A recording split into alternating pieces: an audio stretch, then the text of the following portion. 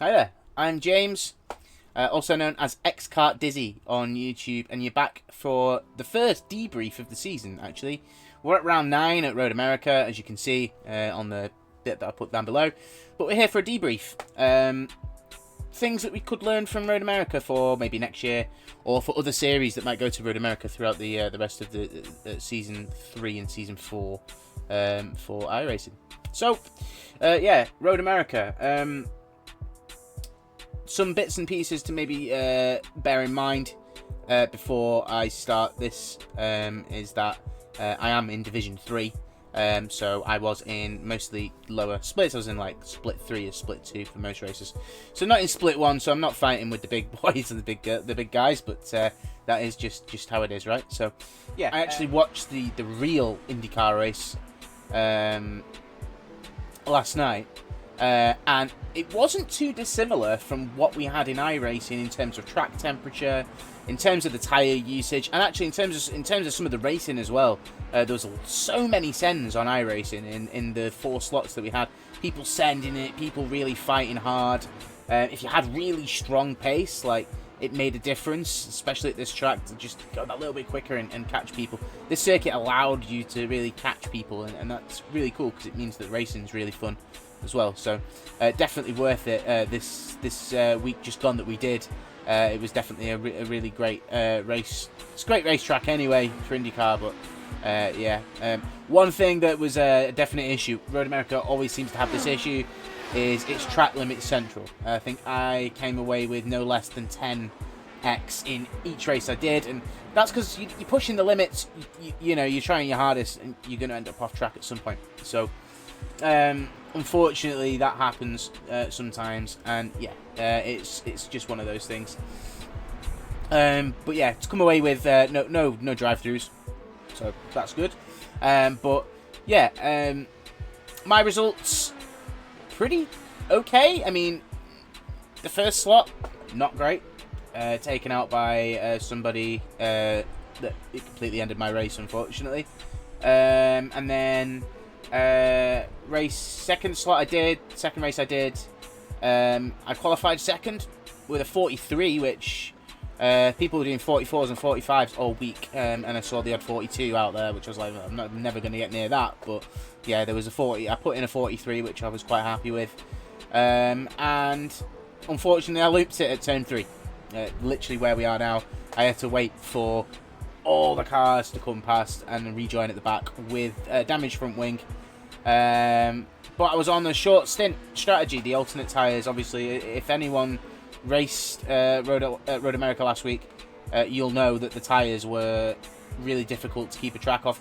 The alternates overheated really quickly with the new onboard system on the screen that tells you the tyre temps. As soon as they go yellow, it means that the tyres are too hot. So watch out for that when you're racing, because if they are getting too hot, there is ways to mitigate the tyre temp and stop that from escalating into a bigger problem. But the alternates around here, once they are too hot, it's very difficult to get them back down because of the high energy corners that you're going through, especially the carousel, other places like that. Very, very difficult, but a challenge nonetheless. This is why we enjoy our iRacing, because we want the challenge of the real IndyCar series, which we got. You know, it's something that I still think is really cool, that we get to experience the season as an IndyCar driver would kind of experience. The races are on the same weekend usually. It's something that I'm going to go on about probably for ages, that I think this series is one of the best underrated series on iRacing, and I think it needs to be shouted out a little bit more. But yeah, the primaries, best tyre. It was about, I said in my last video that it was about 14 laps. It turned out to be about 13 laps per stint, which is a 4-stop race, 5 stints in that race. And for me, the best way to do it was alternates, then primes, and primes. Because the primary tyres were just better. Once they switched on, they just stayed at a better temperature for the whole stint. And you never really overcooked them. The only time they got a little bit weird was when there was not as much fuel in the car and it just got a little bit light on the rear. But even then, very easy to control. You just lose a little bit of lap time and gain some ability in the tyre temperature control. So that's pretty good. My final race that I did, my final slot, I didn't do the Sunday morning slot for me. It's like 3 a.m.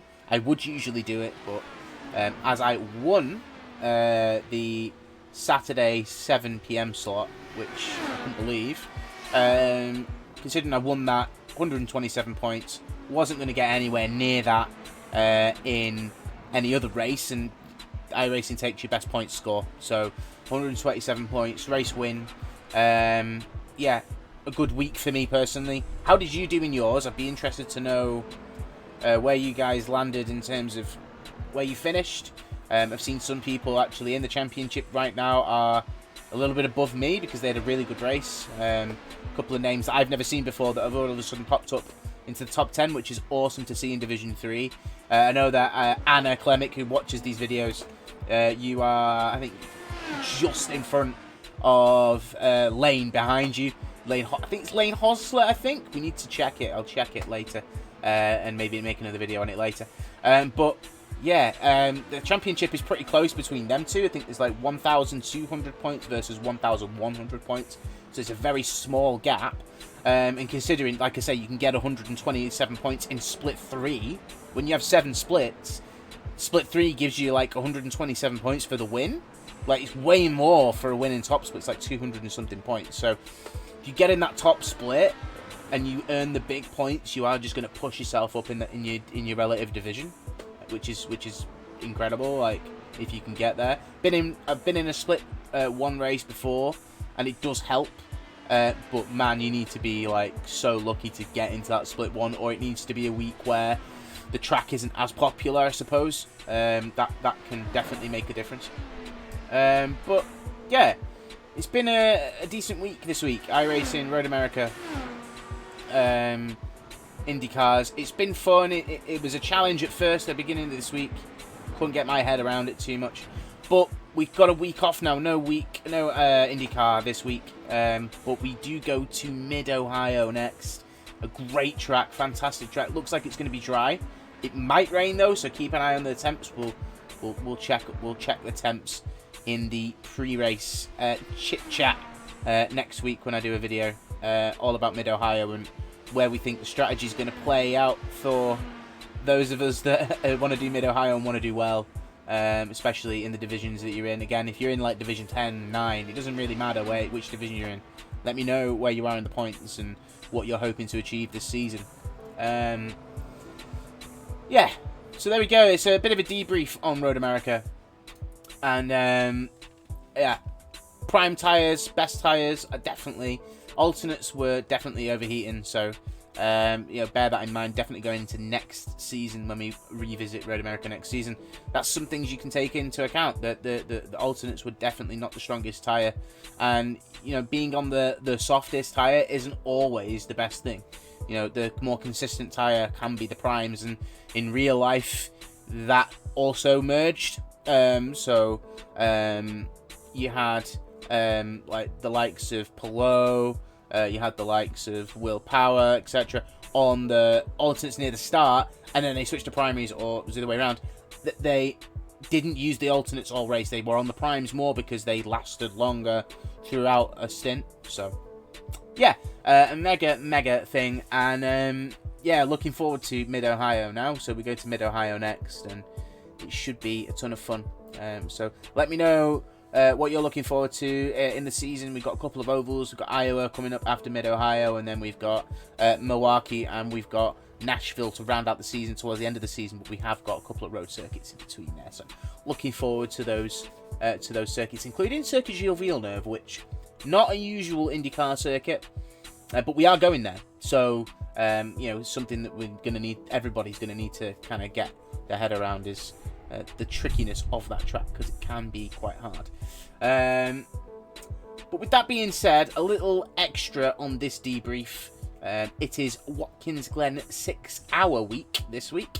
If you're taking part in the Watkins Glen 6-hour and you've been racing IndyCar for quite a while, definitely recommend LMP2 GTP for those IndyCar drivers. Definitely more LMP2 than GTP. I'm personally going GTP, but I think the LMP2 is the strongest car for most IndyCar drivers. It's very similar. So if you're doing the Watkins Glen 6-hour this weekend, hopefully it goes well for you. I'll be in it myself, so if I see you in the lobby or you see me in the lobby, do feel free to say hello. And yeah, it should be a wicked week of racing this week. Watkins Glen's going to be mega. It's going to be hot. So any information or any lessons you've taken from Road America in terms of your tyre temps, definitely try and use that in your LMP2 or your GT3, whichever class you end up in for your Watkins Glen 6 hour. Just bear that in mind and take that forward in terms of tyre temps. But yeah, thanks very much for watching this video. If you like this video and you like the debriefs and you like the pre-race stuff as well that we'll be doing for Mid-Ohio, feel free to subscribe. Feel free to like and comment. Let me know where you are in the IndyCar series. Let me know what you're looking forward to for the rest of the season. And until then, I will see you in the next one. Bye-bye for now.